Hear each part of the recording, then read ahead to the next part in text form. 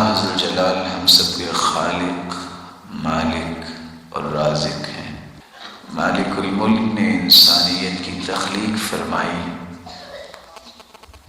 اللہ تعالیٰ نے آدم علیہ السلام کو بغیر باپ اور بغیر ماں کے پیدا کیا، اور حوا علیہ السلام کو سیدنا آدم علیہ السلام کی بائیں پسلی سے پیدا کیا۔ عیسیٰ علیہ السلام کو رب تعالیٰ نے بغیر باپ کے پیدا کیا۔ بقیہ پوری کائنات کو اللہ تعالیٰ نے ایک مرد اور ایک عورت سے پیدا کیا۔ کائنات کی تخلیق کے بعد یہ اسی رب کا احسان عظیم ہے جس نے پوری کائنات کی رشد و ہدایت کے لیے 1,24,000 پیغمبروں کا ایک خوبصورت تسلسل قائم فرمایا۔ ہر نبی اور ہر رسول نے اپنی زندگی کے لیل و نہار کو قوم کی بہتری کے لیے وقف بھی کیا اور بہتری کی راہوں کا تعین بھی کیا۔ قوم میں سے جس نے بھی انبیاء کے اس آوازے پہ لبیک کہا، رب تعالیٰ نے انہیں حواری بھی بنایا، رب تعالیٰ نے انہیں صحابہ کا نام بھی دیا اور اپنا مقرب بھی بنایا اور اپنے محبوب لوگوں کی صف میں انہیں شامل فرمایا۔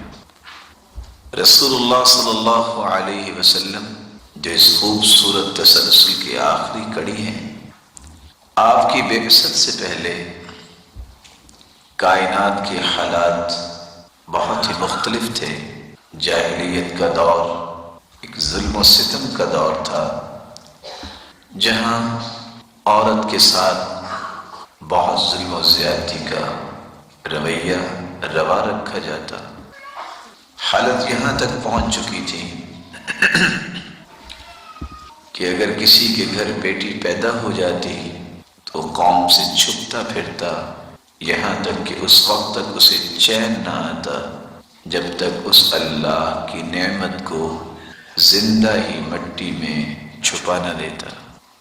حالت اس سے بھی آگے چلی گئی جب کسی عورت کو تعد سلعۃ تباع وتشترى، اس کو ساز و سامان کی قیمت سمجھا گیا۔ جس طرح ہر چیز بازار میں بیچی جاتی ہے، خریدی جاتی ہے، اس عورت کو بھی لوگوں نے بیچنا اور خریدنا شروع کر دیا۔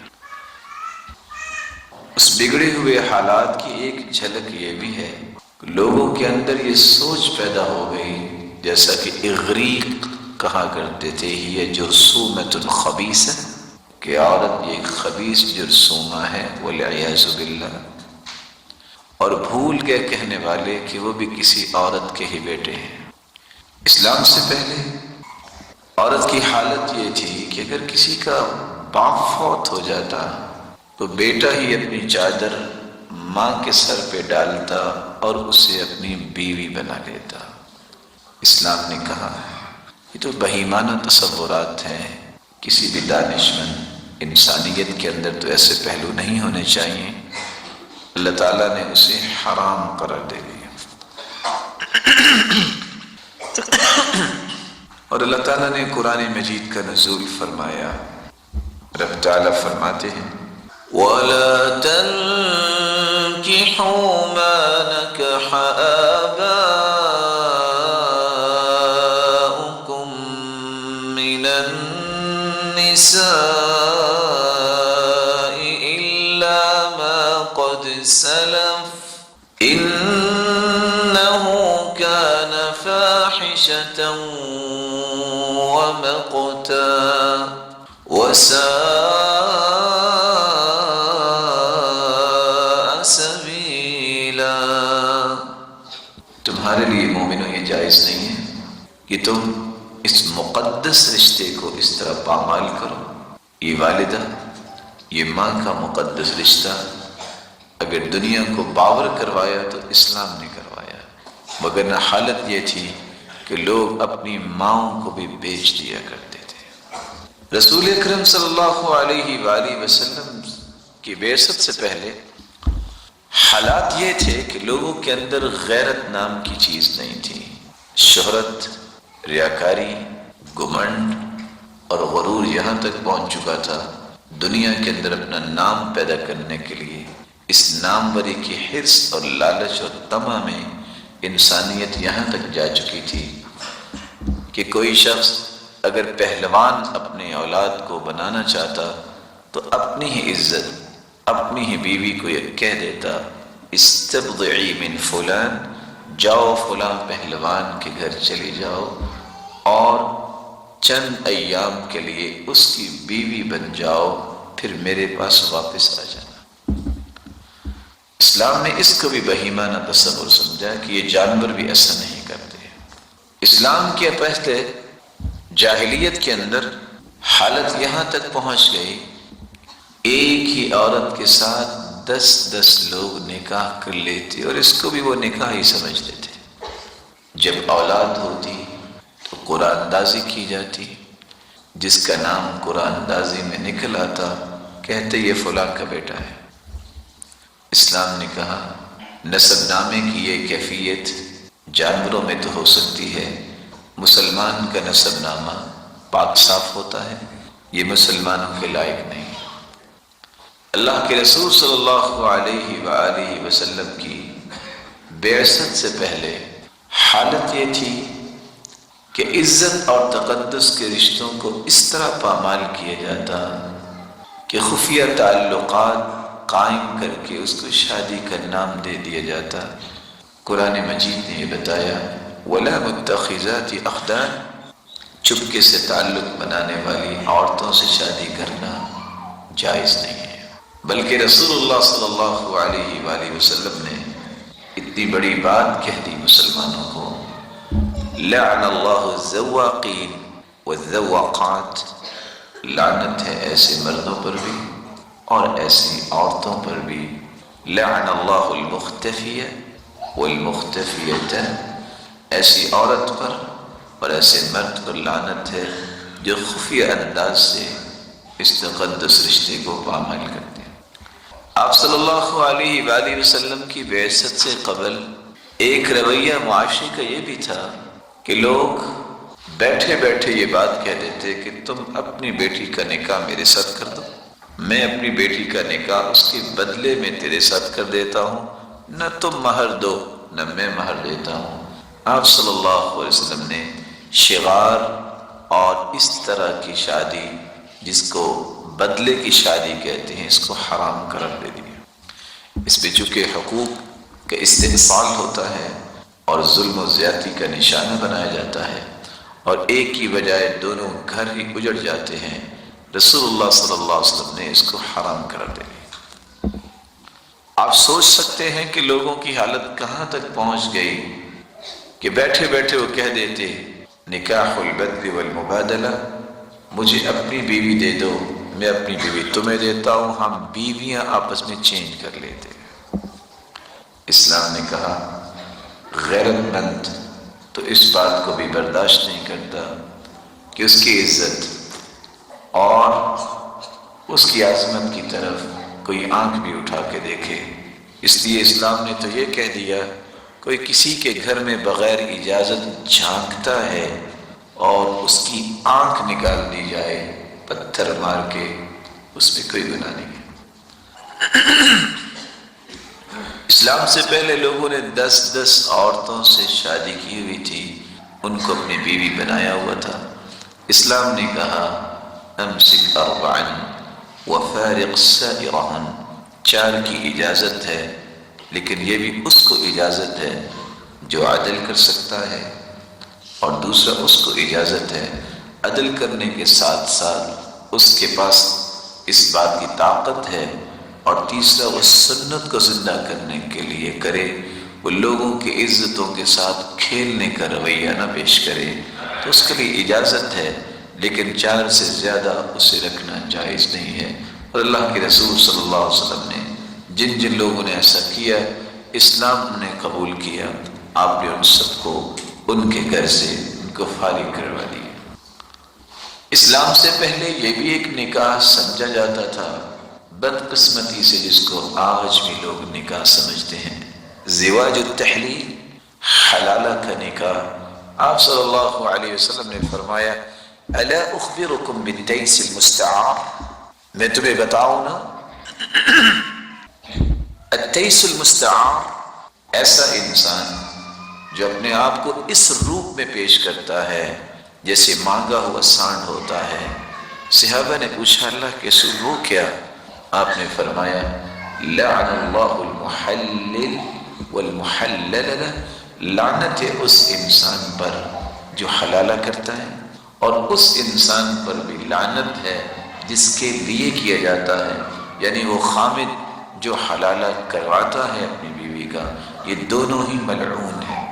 اور سیدنا عمر رضی اللہ تعالی عنہ نے تو فرمایا تھا لا اوتیہما الا رجمتہما فکلاہما زان، میرے پاس اگر کوئی حلالہ کرنے والا آ گیا میں اس مرد کو بھی اور عورت کو بھی رجم کروں گا، کیونکہ یہ دونوں ہی بدکار ہیں۔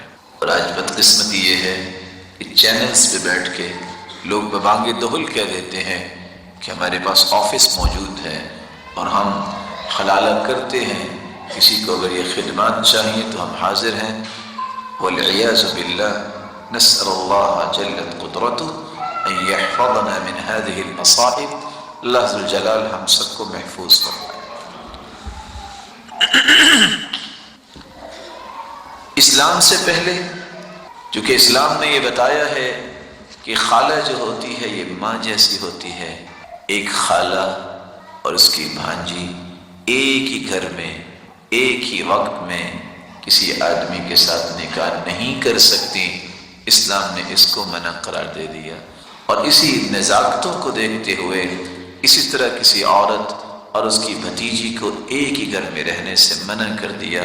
یہ بھی عزت کا رشتہ ہے کہ ماں اور بیٹی کا ہی رشتہ ہے، یہ ایک ہی گھر میں نہیں ہونا چاہیے۔ شریعت نے یہاں تک کہہ دیا، اسلام سے پہلے یہ بھی نہیں تھا کہ دو بہنیں بیک وقت ایک مرد کے نکاح میں نہیں ہوں گی۔ رسول اللہ صلی اللہ علیہ وسلم پر قرآن نازل ہوا اور اللہ تعالیٰ نے اس کو بھی حرام قرار دے دیا۔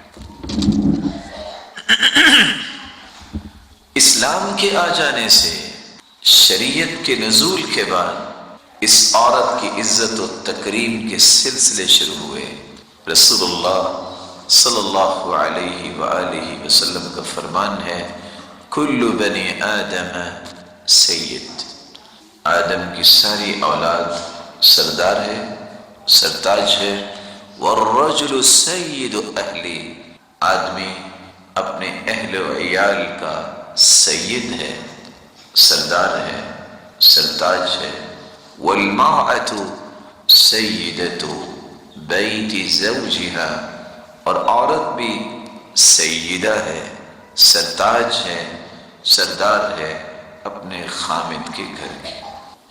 کس طرح اللہ تعالیٰ نے مرد اور عورت کو مقام سے نوازا، خصوصاً وہ عورت جس کا کوئی تصور نہیں تھا، ہر شخص اس طرح حقارت کی نظر سے دیکھتا، اور کیسے کیسے لوگ تھے جنہوں نے ایک نہیں بلکہ اپنے دوستوں کے ساتھ مل ملا کے 18 بچیوں کو زندہ درگور کیا تھا، اور وہ بھول گئے کہ ان کی ماں بھی کسی کی بچی تھی۔ وہ بھول گئے دنیا میں آئے تو اسی عورت کے اللہ ذو جلال نے کیسے فیصلے فرمائے کہ اس کے آنے کا سبب بھی یہ مرد عورت بنے، لیکن احسان فراموشی کی کوئی حدود بھی ہوتی ہیں۔ انسانیت کے اندر چنگیزی اس وقت آتی ہے جب علم و معرفت نہیں ہوتا۔ اس جہالت کی وجہ سے کس انداز سے انہوں نے ظلم اٹھائے اور کس طرح اپنی ماؤں کو بیچتے، بہنوں کو بیچ دیا کرتے، اور شریعت نے یہ قیامت کی نشانی بیان کر دی ان تلد الامۃ ربتها، ایک وقت آئے گا کہ ماؤں کے ساتھ بدتمیزی عام ہو جائے گی، ان کا احترام و اکرام ختم ہو جائے گا، یہاں تک کہ ایک شخص اپنی ماں کو بیچ دے گا، بکتے بکتے اور بکتے دوبارہ پھر اسی کے پاس ہی وہ بکتی آ جائے گی۔ پہلے بیٹا تھا، اس نے ماں کو بیچا، پھر وہ ایز اے لونڈی اس کو خریدے گا اور مالک بن جائے گا اپنی ماں کا۔ اللہ عز و جلال ہمیں ایسے ماحول سے اور ایسے تصورات سے محفوظ فرمائے۔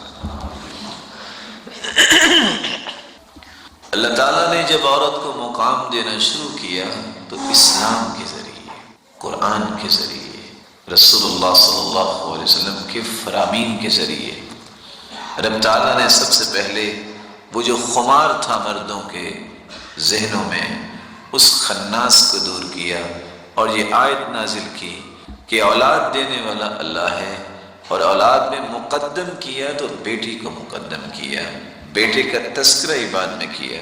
ارشاد ربانی ہے، یَهَبُ لِمَن یَشَاءُ إِنَاثًا وَيَهَبُ لِمَن یَشَاءُ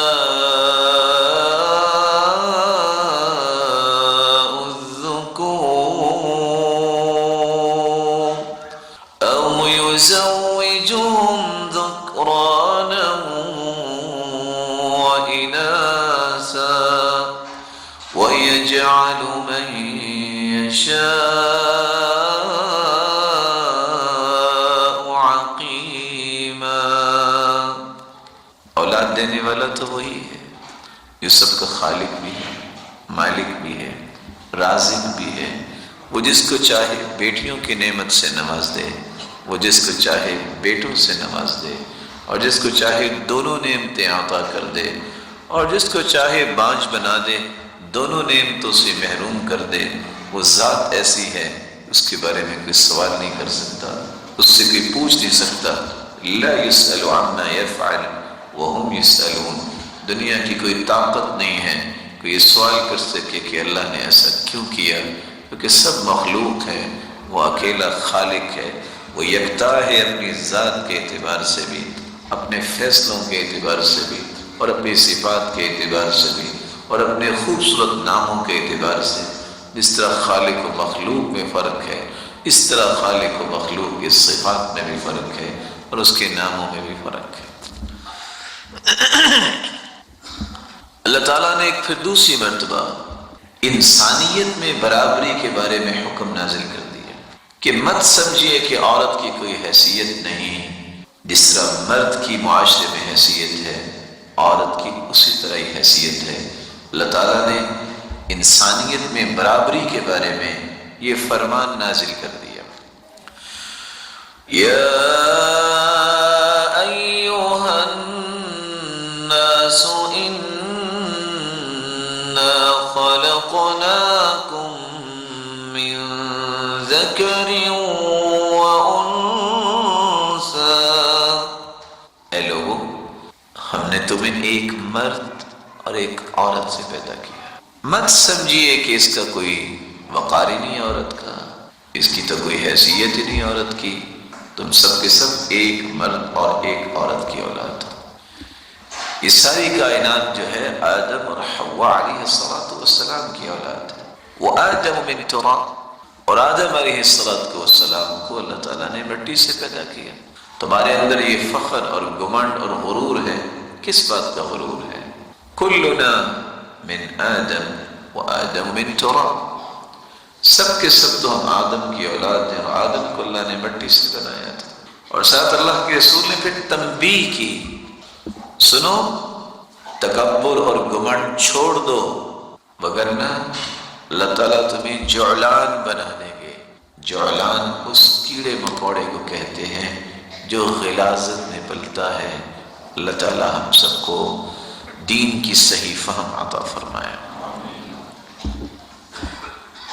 شریعت نے ایک تیسرا مقام عورت کو پھر دیا، اور صفائی ہو رہی ہے جاہلیت کے وہ رجحانات، جاہلیت کی وہ غلط سوچیں جس کی بنیاد پہ عورت کو ظلم و استبداد کا نشانہ بنایا جاتا تھا۔ اللہ تعالیٰ نے ایمان میں بھی برابری پیش کر دی کہ جس طرح مرد مومن ہو سکتا ہے، عورت بھی مومن ہو سکتی ہے۔ جو امتیازات مرد کو حاصل ہوتے ہیں ایمان لانے کے بعد، وہ عورت کو بھی حاصل ہوتے ہیں۔ رب تعالیٰ نے فرمایا، من عمل صالحا من ذكر أو أنثى وهو مؤمن فلنحيينه حياة طيبة ولنجزينهم أجرهم بأحسن ما كانوا يعملون. جو بھی عمل صالح کرے وہ مرد ہو یا عورت، دونوں کو ہی اللہ نے وعدہ دیا ہے. مرد اگر اپنے ایمان کو خوبصورت بناتا ہے اس سے بھی پاکیزہ زندگی ہم دیں گے. عورت اگر اپنی زندگی کو خوبصورت بناتی ہے، ایمان اپنا اچھا کر لیتی ہے، اللہ اسے بھی پاکیزہ زندگی عطا فرمائیں گے اور ایسی حیات طیبہ عطا فرمائیں گے کہ ہر شخص ان کو دیکھ کر رش کرتا نظر آئے گا اور یہ دعائیں کرتا نظر آئے گا، اے اللہ اس طرح کا ایمان ہمیں بھی نصیب فرما. اور یہ صرف مردوں کے لیے نہیں ہے، یہ عورتوں کے لیے اللہ تعالیٰ نے قرآن نازل کر کے ثابت کیا کہ دونوں کی حیثیت ہے معاشرے میں، اکیلے مرد کی حیثیت نہیں. اللہ تعالیٰ نے ایک چوتھا نظام بھی جاری کیا، اس بات کو معاشرے کے دلوں سے کریت کے نکال دیا کہ تمہارا یہ تصور بہت غلط ہے کہ عورت کی بات نہ کرو، عورت کی تو کوئی حیثیت نہیں ہے، اس کی تو کوئی قیمت نہیں ہے.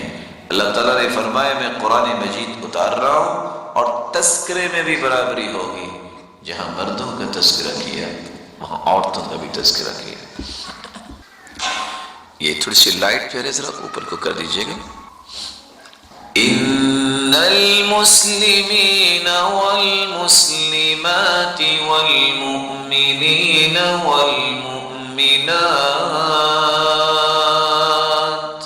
والقانتین والقانتات والصادقین والصادقات والصابرین والصابرات والخاشعین والخاشعات والمتصدقین والمتصدقات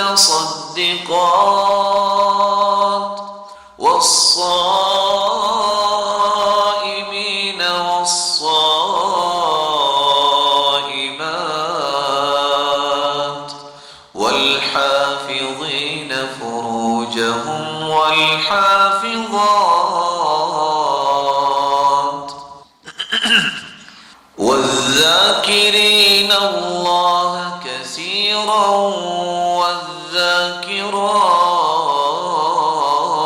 والذاكرات أعد الله لهم مغفرة وأجرا عظيما. مسلمان مرد ہیں تو مسلمان عورتیں بھی ہیں. اگر مومن مرد ہو سکتے ہیں تو مومنہ عورتیں بھی ہو سکتی ہیں. اگر خشوع اختیار کرنے والے مرد ہو سکتے ہیں تو یہ صرف تو عورتوں کو بھی اللہ عطا کر دیتے. اگر اللہ کے سامنے کھڑے ہونے کی صلاحیت مردوں میں ہے تو اللہ نے عورتوں میں بھی رکھی ہے، وہ بھی قنوت کر سکتی ہیں. صبر کرنے والے اگر مرد ہیں تو معاشرے میں بہت ساری عورتیں ہیں جو مردوں سے بھی بسا اوقات زیادہ صبر کرتی ہیں. اللہ عز و جلال نے فرمایا کہ صدقہ اگر مرد کر سکتا ہے تو عورت بھی کر سکتی ہے. روزے دار اگر مرد ہو سکتے ہیں تو عورتیں بھی تو روزہ رکھتی ہے نا. اور جس طرح مردوں کو عزت پیاری ہے، اللہ نے ایسی عورتیں بھی پیدا کی ہیں جو بہت پاکیزہ اور پاک دامن ہیں. سیدہ عائشہ رضی اللہ تعالیٰ عنہ کو دیکھیے، جس کی پاک دامنی کی جب تک تلاوت نہیں ہوتی قرآن مکمل ہی نہیں ہوتا. اور رب تعالیٰ کروڑوں مرتبہ روزانہ اس عورت کی پاک دامنی کی تلاوت کرواتے ہیں، نمازوں میں بھی اور خارج نماز میں بھی. اور کیسی وہ پاکیزہ عورت، یہ سب مسلمان بیٹیاں اسی سیدہ عائشہ کی بیٹیاں ہیں. اسی کی طرح ہی ان کے اندر بھی ایمان ہو سکتا ہے کہ جس کے بستر پہ وحی کا نزول ہوا کرتا اور سرتاج ملائک جبریل آ کے سلام پیش کیا کرتے. اور اگر ذکر کرنے والے مرد ہو سکتے ہیں تو عورتیں بھی ہو سکتی ہیں. رابعہ العدویہ، اللہ تعالیٰ نے کیسی صلاحیت دی تھی. 24 گھنٹے کا معمول یہ تھا، صرف سونے کے لیے، صرف نماز پڑھنے کے لیے اور صرف کھانا پکانے کے لیے. اٹھتی وگرنہ ان کا کام یہ تھا رابع العدویہ کا کہ وہ سجادہ مصلی پہ بیٹھی اللہ کا ذکر کرتی رہتی، اور جو بھی شخص آتا اور آ کے صرف ایک ہی گزارش کرتا، دعا کر دیجئے، آپ کی دعا کو اللہ رد نہیں کرتا، تو کہا کرتی جس رب نے مجھے پیدا کیا ہے اسی رب نے تمہیں پیدا کیا ہے، تم بھی دعا کیا کرو۔ اور جب وہ سجدے میں جاتی، سجدے سے سر اٹھاتی تو کیا نظر آتا کہ انہا النقع، ایسے لگتا جیسے چشمہ پھوٹ رہا ہے۔ وہ چشمہ نہیں ہوتا تھا، اس کے آنسوں کی رمجم جاری ہوتی تھی جو زمین پہ نظر آتی تھی۔ اللہ تعالیٰ نے ایسی عورتیں بھی پیدا کی ہیں، اگر مرد ذکر کر سکتے ہیں تو اللہ نے عورتوں کو بھی یہ شان دی۔ اعد اللہ لهم مغفرۃ واجرا عظیما، اللہ تعالیٰ نے یہ اجر کے وعدے صرف مردوں کے ساتھ نہیں کیے، عورتوں کے ساتھ بھی کیے ہیں۔ اللہ تعالیٰ نے ایک پانچواں فیصلہ اور نازل کر دیا۔ کچھ لوگوں کا یہ تصور تھا جاہلیت میں، اور آج بھی اس کے اثرات معاشرے میں نظر آتے ہیں۔ اللہ تعالیٰ نے خلقت میں برابری کا تصور نازل کر دیا۔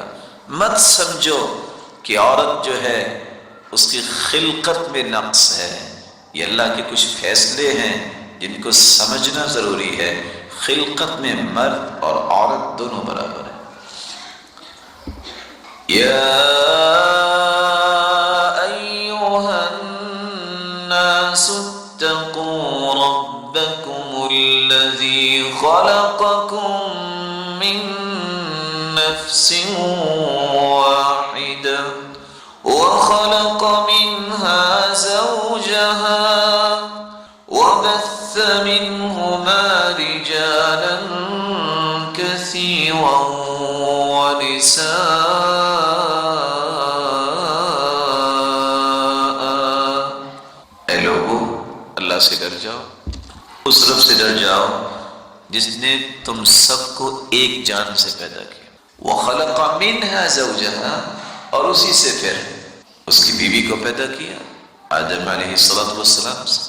اور آپ کے لیے بھی یہ بات آپ نے کئی مرتبہ یہ سنی ہوگی، آج بھی اگر آپ تھوڑا سا میڈیکلی دیکھیں، جس بنیاد پہ سیدنا علی رضی اللہ تعالیٰ عنہ نے فیصلہ کیا تھا کہ عورت کی 18 پسلیاں ہوتی ہیں اور مرد کی 17 پسلیاں ہوتی ہیں، کیونکہ ایک پسلی سے سیدنا آدم علیہ السلام کی اس پسلی سے حوا علیہ السلام کو پیدا کیا گیا۔ اور تعجب یہ ہے کہ انسان پھر بھی مرد گمنڈ کرتا ہے، اس کی تو ایک پسلی اس سے کم ہے۔ اور سیدنا علی رضی اللہ تعالیٰ عنہ نے فیصلہ ہی اس بنیاد پہ کیا تھا۔ اور فیصلہ کیا تھا کہ ایک عورت نے آ کے یہ دعویٰ کر دیا تھا کہ میں عورت تھی، اب میں مرد بن گیا ہوں، تو آپ مجھے اجازت دیں کہ میں شادی کر سکوں۔ اور یہ بھی ایک حیران کن بات ہے، آج تو اس طرح کے بہت سارے ایشوز معاشرے میں آتے ہیں، لیکن دلائل کی روشنی میں اس طرح کے ایشوز کو سمجھنے کے لیے آج کوئی تیار نہیں ہے۔ اللہ تعالیٰ نے ایک چھٹا جو ہے وہ فیصلہ نازل کر کے اس معاشرے کے منہ پہ ایک بہت بڑا تمانچہ تھا جس معاشرے کے اندر عورت کی کوئی عزت نہیں تھی، اللہ تعالیٰ نے پابندی لگا دی۔ 7 ایسے مقدس رشتے گنوائے، خونی اور اسی طرح رضائی، کہ ان رشتوں کو کہ تقدس کو پامال نہ کیا جائے، حرمت کے الفاظ نازل کر دیے۔ اللہ عز و جلال فرماتے ہیں حرمت علیکم امہاتکم وبناتکم واخواتکم وعماتکم وخالاتکم وبنات الأخ وبنات الأخت وأمهاتكم اللاتي أرضعنكم۔ حرام ہے تم پر کہ تم ماں کے ساتھ، اپنی بیٹیوں کے ساتھ، اپنی خالہ کے ساتھ، اپنی پھپھو کے ساتھ، اور اسی طرح اپنی بھانجی کے ساتھ اور اپنی بھتیجی کے ساتھ، ان رشتوں کے ساتھ تم نکاح نہیں کر سکتے۔ یہ حرمت کے جب الفاظ نازل ہوئے، معاشرہ چونک گیا کہ تو قرآن نے کیسا فیصلہ دے دیا ہے۔ اور آپ جانتے ہیں کہ اسلام سے پہلے ان تمام رشتوں کی کوئی پرواہ نہیں ہوتی، جو جاہلیت میں ہوتا کوئی چاہتا تو اپنی بیٹی سے ہی نکاح رچا لیا کرتا، جو چاہتا اپنی ماں کو ہی اپنی بیوی بنا لیتا۔ اسلام نے اس حرمت اور تقدس کو باقی رکھنے کے لیے، جس طرح مردوں کی حرمت اور تقدس ہے، اللہ تعالیٰ نے عورتوں کی بھی حرمت اور تقدس کو نازل کر دیا۔ تعلیم کے اندر بھی اللہ تعالیٰ نے برابری کروا دی۔ کیسے برابری کروا دی؟ مرد اللہ کے رسول صلی اللہ علیہ وآلہ وسلم سے پڑھنے کے لیے آیا کرتے اور اللہ کے رسول ان کو سکھایا کرتے۔ عورتیں بھی اکٹھی ہو گئیں۔ ابو سعید فرماتے ہیں قالت النساء، عورتیں اکٹھی ہو کے کہنے لگیں غلبنا علیک الرجال، اللہ کے پیارے پیغمبر مرد تو غالب آ گئے۔ پوچھا مرد کیسے غالب آ گئے؟ کہا وہ آپ کی باتیں سنتے ہیں اور آپ سے علم حاصل کرتے ہیں۔ فاجعل لنا یوما من نفسک، ہمارا کوئی حق نہیں ہے کہ ہم تعلیم سیکھیں، ہم تعلیم حاصل کریں، یہ علم ہمارا حق نہیں ہے۔ فوعدہن یوما، اللہ کے رسول صلی اللہ علیہ وسلم نے انہیں وعدہ دیا کہ فلاں انصاریہ صحابیہ کے گھر تم جمع ہو جانا، میں تمہیں وہاں آ کے واعظ بھی کروں گا اور تمہیں دین کی تعلیم بھی دوں گا۔ اللہ کے رسول صلی اللہ علیہ وآلہ وسلم نے ان کو باقاعدہ وقت دیا، ان کو پڑھایا، ان کو سمجھایا۔ تو اللہ ذوالجلال نے تعلیم میں بھی مرد اور عورت کے لیے برابری کا تصور پیش کر دیا۔ علیہ جو ہارون الرشید کی بہن تھی، اللہ تعالیٰ نے صحابیات کو تو کمال دیا ہی تھا، وہ تو بحث کی ضرورت ہی نہیں ہے۔ تابعات کو بھی اللہ نے کمال دیا تھا، بحث کی ضرورت نہیں ہے۔ حفصہ بنت سیرین، یہ محمد بن سیرین اور احمد بن سیرین کی بہن ہے۔ جب بھائیوں سے کوئی مسئلہ مشکل ہو جاتا تو وہ کہتے ہمیں تو علم نہیں ہے، تم حفصہ سے جا کے پوچھ لو، وہ تمہیں اس مسئلے کا حل بتا دیں گے۔ اور کہا کرتی تھی علیہ، یہ ہارون الرشید کی بہن ہے، کہ نحن نساء مع رجالنا ورجال مع غیرہم، ہم عورتیں ضرور ہیں لیکن کن کے لیے عورتیں ہیں؟ اپنے باپ، اپنے بھائی، اپنے بیٹے اور اپنے خامدوں کے لیے عورتیں ہیں، لیکن اگر کوئی ظلم و زیادتی کرے گا تو بقیہ مردوں کے ساتھ ہم مرد بھی ہیں۔ یہ جرت اسلام نے دی، یہ بہادری اور ایمان کی بلندی اسلام نے عطا کی۔ اور یہی ہارون الرشید، ان کی بیوی زبیدہ، جس کے محل اور قصر میں صدارتی محل کے اندر 102 بچیوں کو یہ تعلیم دیا کرتی تھی۔ اور آپ کے لیے یہ بات حیرانگی کی ہوگی کہ آج تو یہ شوق ختم ہو گیا، آج تو بس یہ شوق رہ گیا ہے کہ بدھا کی تصویر کون بنائے گی۔ یہ وہ دور تھا جب 70 عورتوں نے، بچیوں نے خط کوفی میں اپنے ہاتھ سے مکمل قرآن لکھا تھا۔ اور یہ وہی زبیدہ ہے کہ جس نے حاجیوں کے لیے زبیدہ نہر بنوائی تھی۔ جب اس نے دیکھا کہ یہاں تو حاجیوں کے لیے وسائل بھی بہت ہیں، اس نے انجینئرز کو بلایا کہ فوراً یہاں نہر بنوائی جائے۔ کہا یہ بہت مشکل کام ہے، پہاڑ کو کون کاٹے گا، کیسے نہر بنے گی؟ کہا ایک مرتبہ معول، اگر کدال کے ساتھ ایک تم ضرب لگاؤ تو 1 دینار بھی اس پہ خرچ آئے تو پیمنٹ میں کروں گی۔ اور پھر وہ نہر بنی۔ دجلہ کے کنارے پہ زبیدہ بیٹھی تھی رحمہ اللہ۔ جب ان کے سامنے واؤچرز پیش کیے گئے کہ یہ اخراجات ہیں، اس نے اسی طرح ان کو پکڑا اور کہا اس کو دجلہ کے سپرد کر دو، اور ساتھ کہا میرے مالک، میں نے بغیر دیکھے پیمنٹ کر دی ہے، میرے حسابات کو بھی بغیر دیکھے مجھے جنت دے دینا۔ یہ کمالات اللہ تعالیٰ نے اسلام کے بعد عورت کو عطا کیے۔ اللہ جلال نے پھر انعامات کا ایک سلسلہ شروع کیا، اور ان انعامات کو سن کے انسان سوچ سکتا ہے کہ اللہ عز و جلال نے معاشرے کے اندر عورت کو مقام کیا دیا ہے۔ ماں کا درجہ دیا، یہ بکنے والی ہے، یہ ساز و سامان اور بھیڑ بکری کی طرح بکنے والی عورت کو ماں کا درجہ دیا۔ کیسا درجہ دیا؟ ایک آدمی اللہ کے رسول صلی اللہ علیہ وسلم کے پاس آتا ہے، کہتے ہیں من احق الناس بحسن الصحابتی، کائنات میں سب سے زیادہ حسن سلوک، سب سے زیادہ نیکی، سب سے زیادہ خیر خواہی میں کس کے ساتھ کروں؟ آپ نے فرمایا امو کا، تمہاری والدہ گرامی۔ پھر سوال کیا، آپ نے پھر وہی جواب دیا۔ پھر سوال کیا، آپ نے پھر وہی جواب دیا، امک امک امک۔ اور چوتھی مرتبہ باپ کا تذکرہ کیا۔ یہ صحیح بخاری اور صحیح مسلم کی روایت ان لوگوں کے منہ میں لگام ڈالنے والی روایت ہے۔ اس روایت میں عورت کو 3 حق شریعت نے دیے اور مرد کو 1 حق دیا ہے۔ جو عورت کے حقوق کا رونا روتے ہیں، اسلام نے تو عورت کو کچھ دیا نہیں، اس قرآن و حدیث کو پڑھ کے تو دیکھیں۔ 3 حق دیے ہیں عورت کو اور 1 حق دیا ہے مرد کو۔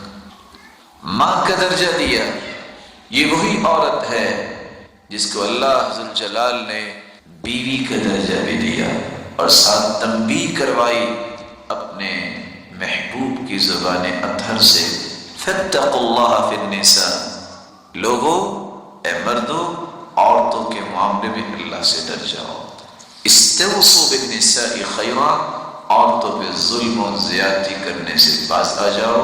ساتھ اللہ کے رسول نے فرمایا فَإِنَّكُمْ أَخَذْتُمُوهُنَّ بِأَمَانِ اللَّهِ، تم نے اللہ کی امانت کے ساتھ انہیں حاصل کیا ہے، نکاح کے ذریعے ظلم و زیادتی کا نشانہ نہ بناؤ۔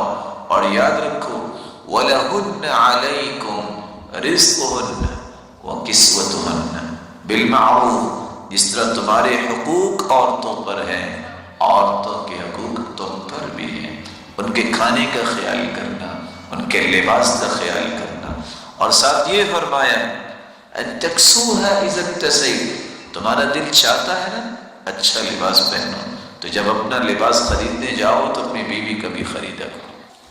تمہارا جی چاہتا ہے نا اچھے کھانے کھاؤ، تو جب خود کھاؤ ان تطعمها اذا طعمت، تو اس کو بھی کھلاؤ۔ مت یہ کہا کرو میں بس بازار گیا تھا اور میں نے لباس خریدا ہے، تمہارے پاس تو پڑا ہوگا نا وہ جو خالہ نے دیا تھا۔ نہیں، ان ہیلو بہانوں سے اپنے اس عظمت کو مت گراؤ، اس کو بھی پہناؤ، اس کو بھی کھلاؤ۔ ولا تقبح، اب اس کی قباحتیں مت بیان کرو کہ یہ تو نسل اچھی نہیں ہے۔ کیسے نسل اچھی نہیں ہے؟ آپ تو بڑے اہتمام سے 200 لوگ لے کر گئے، عزت سے لے کے آئے۔ ایک مومن کی شان تو یہ نہیں ہے کہ بعد میں اس طرح کی قباحتیں پیش کرے۔ ولا تضرب الوجه، اس کے چہرے پہ مت مارو، فإن الصورة محترمة، کیونکہ انسان کا چہرہ محترم ہوتا ہے۔ ما ضرب رسول اللہ صلی اللہ علیہ وسلم خادما ولا امرأة قط، پوری زندگی رسول اللہ صلی اللہ علیہ وسلم نے کسی عورت کو اور کسی خادم کو مارا نہیں ہے۔ اس لیے وہ تصور جو جاہلیت میں تھا آج بھی موجود ہے۔ کچھ لوگوں کا ذہن ہوتا ہے اور وہ کہتے ہیں یہ تو ہمارے پاؤں کی جوتی ہے، یاد رکھنا وہ خود بھی پاؤں ہی ہوتے ہیں۔ اور کچھ لوگ کہتے ہیں یہ تو ہماری عزت ہے، ہمارے سر کا تاج ہے، وہ خود بھی سر ہی ہوتے ہیں۔ ان کا اپنا مقام ہوتا ہے تو وہ کسی کو مقام دیتے ہیں، ان کا اپنا مقام نہیں ہوتا تو وہ دوسرے کو بھی مقام دینے کی صلاحیت نہیں رکھتے۔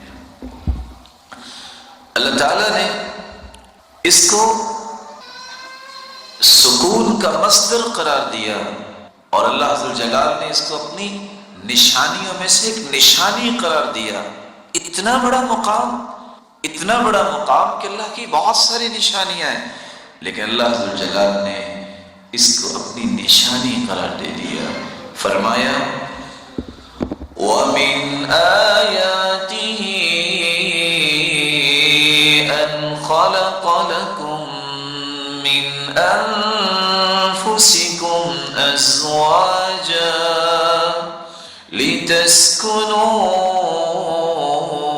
إِلَيْهَا وَجَعَلَ بَيْنَكُم مَّوَدَّةً وَرَحْمَةً إِنَّ فِي ذَلِكَ لَآيَاتٍ لِقَوْمٍ يَتَفَكَّرُونَ۔